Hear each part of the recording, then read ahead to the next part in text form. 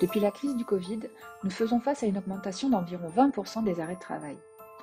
Si les causes de cette augmentation sont multifactorielles, les conséquences à moyen terme pour les patients peuvent être importantes, notamment en termes de précarité et de socialisation.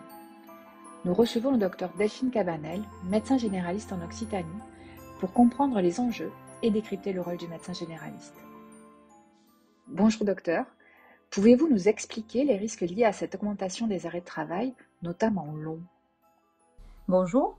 On sait qu'à partir d'1 mois d'arrêt de travail, le risque de non-reprise d'activité augmente.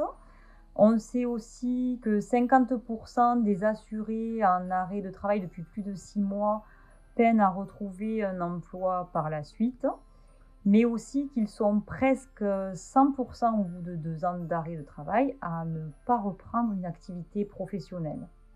Donc, il semble primordial d'aider le patient à sortir le plus rapidement possible de son arrêt de travail, dès lors que son état de santé le permet et qu'il est stabilisé, afin de ne pas lui faire prendre un risque supplémentaire, comme vous le disiez, de désocialisation d'une part et de précarisation d'autre part, compte tenu notamment de la perte de revenus, puisque ces arrêts sont longs et qui finiront par ne plus être payés. Quels sont donc votre rôle et les leviers que vous pouvez activer dans cette situation? Alors, en tant que professionnel de santé, nous devons être vigilants à éviter au maximum, donc, comme le disait, la prolongation de ces arrêts. Et lorsque l'état de santé du patient est devenu fixe, son arrêt de travail, bien sûr, sort du plan de soins.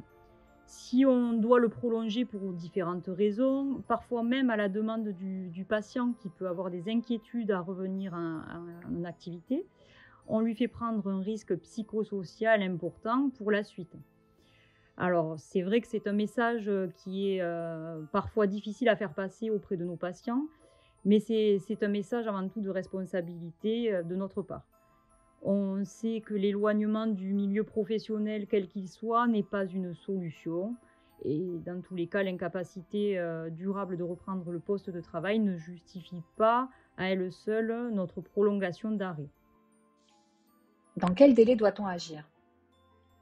Alors, pour cela, nous devons agir tôt, éviter cette chronicisation des arrêts en informant le salarié en difficulté des possibilités d'accompagnement qu'on peut lui offrir.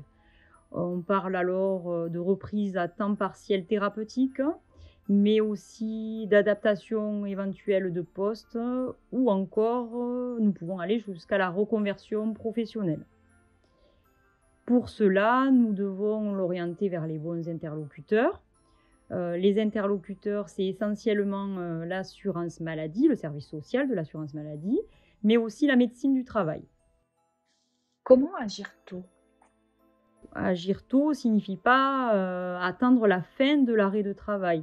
Si on sait d'emblée que le patient ne pourra pas reprendre son poste, une fois qu'il sera stabilisé, mais qu'on se doute de cela dès le départ, il faut agir. Autre point important, c'est ne pas se substituer au dialogue social au sein des entreprises, c'est-à-dire ne pas prescrire d'arrêt pour des motifs qui relèveraient de situations professionnelles conflictuelles, employeur-employé, comme c'est souvent le cas. Celles-ci doivent se régler avec l'employeur, mais aussi avec la médecine du travail pour éviter justement que cela ne dure trop et ainsi une chronicisation des arrêts. Merci, Dr Cabanel, pour toutes ces explications et ce témoignage. Nous précisons que les assurés bénéficient d'un numéro unique qu'ils peuvent appeler pour être accompagnés sur l'ensemble de ces sujets, le 3646, en précisant bien service social. Ils peuvent également se rendre sur le site Amélie de l'assurance maladie, rubrique droits et démarches.